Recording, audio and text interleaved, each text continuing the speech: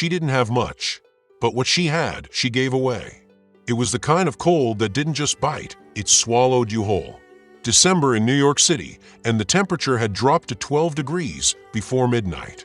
The kind of night where the wind off the East River moved like a living thing, hunting the spaces between collars and scarves, slipping through cracked soles and threadbare fabric.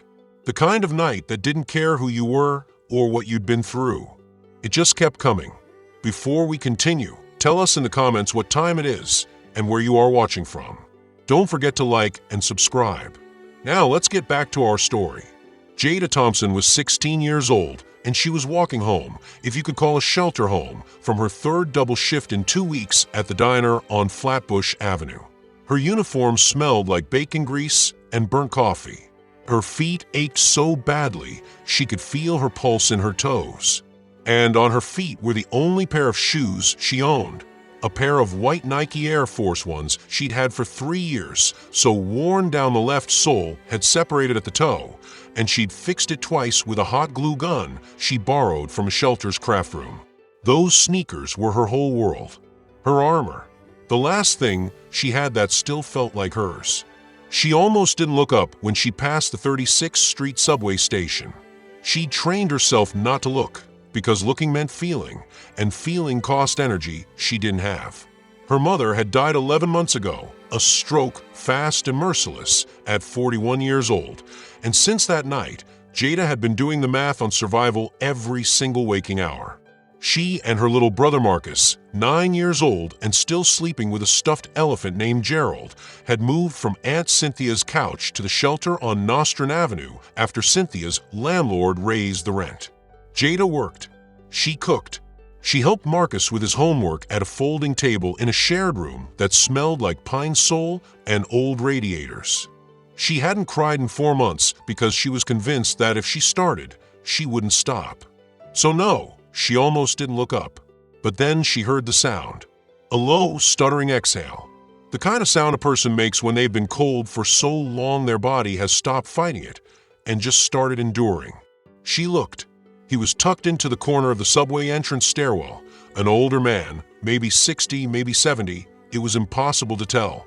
His skin was cracked at the lips and around the knuckles. He wore a garbage bag over his shoulders like a makeshift cape. His feet were bare. Not just without shoes bare. His socks, if he'd ever had them, were gone. His feet were the color of ash and swollen at the ankles, and he had his hands pressed between his knees trying to generate some warmth that no longer existed. Jada stopped. She stood there for a full 10 seconds. The wind moved through the stairwell and made the garbage bag rustle. The man didn't look up. He didn't ask for anything. He was beyond asking. Her brain ran the numbers immediately. She had a 3-block walk back to the shelter. The sidewalks were salted but icy at the curbs. She had no money for new shoes, not until her next paycheck, which was 11 days away. She had a shift tomorrow at 6 in the morning. Her feet were already destroyed, but his were dying. She sat down on the stairwell step. The cold from the concrete shot straight through her uniform. She unlaced the left shoe first, then the right. Her hands were shaking so badly from the cold, it took her longer than it should have. She pulled off both sneakers, those worn, beloved 3-year-old Nikes, and set them in front of the man. He looked up then. His eyes were glassy from cold and exhaustion, but in them, for just a moment, something human flickered. Confusion, disbelief, then something that broke Jada's chest open quietly, like a wound she didn't know she had. Gratitude so deep it had no sound. She didn't say anything profound. She said, "They run a little small. You'll break them in." Then she stood up, turned around, and walked 3 blocks back to the shelter in her socks. The concrete was like ice through the thin cotton. By the end of the first block, she couldn't feel her toes. By the second, her eyes were burning, not from cold this time. By the time she pushed through the shelter's heavy front door and nodded at the night attendant and walked down the hallway to her room, she was shaking so hard she could barely grip the door handle. Marcus was asleep, curled on his side, Gerald the elephant tucked under one arm. Jada sat on the edge of her cot and wrapped her feet in her only extra blanket and stared at the water stain on the ceiling that was shaped vaguely like a bird in mid-flight. She did not sleep for a long time. She told herself she'd done something stupid, reckless. She needed those shoes. She needed them to work, to stand on her feet for 8 hours, to get Marcus to school on the bus because he couldn't make the walk alone. She had nothing now. Not one backup plan. Not $1 set aside for emergencies. She'd broken every rule of surviving that she'd been teaching herself since November of last year. But somewhere underneath the fear, something else was quietly, stubbornly present. Something that felt, against all logic, like the first full breath she'd taken in months. She thought about her mother, about the way her mother had once given the last $20 in her wallet to a woman crying outside a grocery store, and then come home and made rice and beans for dinner and called it a feast. "Jada," she'd said that night, "the moment you stop giving is the moment you stop being who you are." Jada had been 12 then. She hadn't understood it. She was beginning to. The next morning, she wrapped her feet in doubled socks and wore a pair of rubber-soled shower slides she borrowed from the shelf in the shelter bathroom. She went to work. Her manager, a stout Haitian woman named Denise, who had seen just about everything, looked at Jada's feet and said nothing but left an extra plate of eggs at the end of her shift. 11 days passed. She got paid. She found a pair of used Reeboks at the Goodwill on Atlantic Avenue for $7 and bought them and went back to her routine and told herself the story was over. It was not over. 3 weeks after the night at the subway station, Jada was pulling a split shift when a man came into the diner alone and sat at the table nearest the window.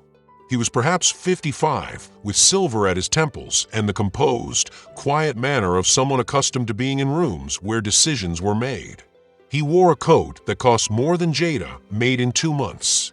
He ordered coffee and toast and sat reading something on his phone, and Jada refilled his cup twice and thought nothing of it.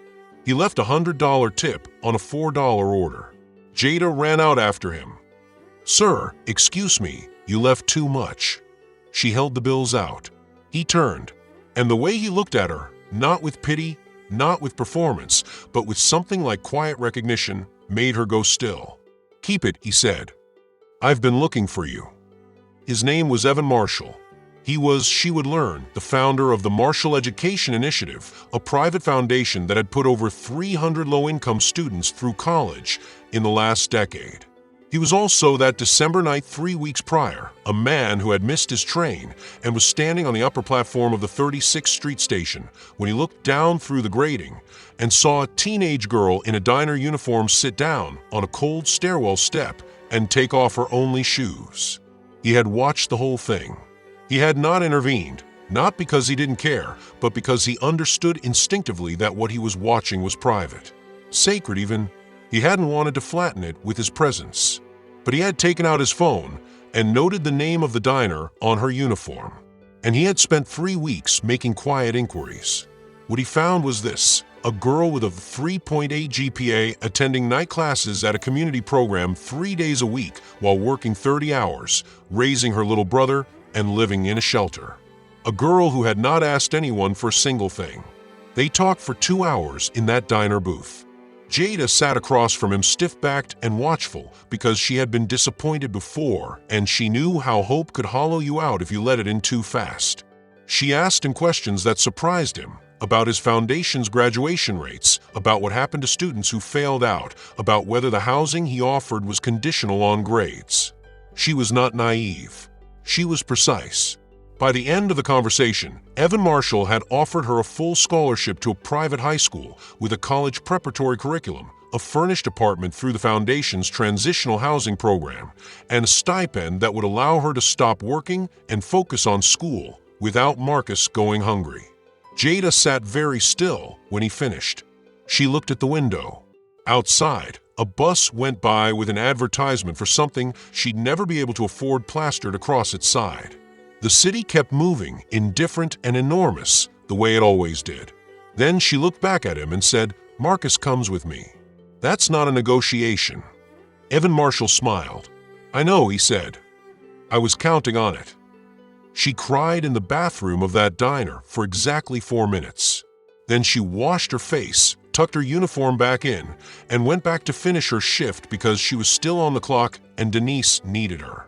Some people would say that Jada Thompson got lucky, that a wealthy man happened to be on the right platform at the right moment, that coincidence and charity and one impulsive act of kindness collided into something that looked like fate. But luck doesn't explain the 3 years she spent holding herself and her brother together with nothing but will and love and the memory of her mother's voice. Luck doesn't account for the GPA she maintained while running on 4 hours of sleep and grief she hadn't let herself finish feeling. Luck doesn't give away its only shoes in 12-degree weather and walk home in socks. What happened to Jada Thompson was not luck. It was the universe catching up to who she already was. She is 18 now, 2 years later. Full scholarship, straight A student. Marcus made the honor roll in 4th grade and has started reading everything he can find about astronomy. Jada writes and speaks publicly about homelessness and youth poverty and what it costs a person to ask for help when the world has taught them that asking is weakness. She still has the $7 Reeboks. She keeps them on a shelf in her room, not as a trophy, as a reminder of the version of herself who was afraid and exhausted and did the right thing anyway. Her mother would have called it a feast. She's beginning to understand. Drop a comment below. What time is it where you are, and what made you click on this story? We'd love to know. See you in the next story.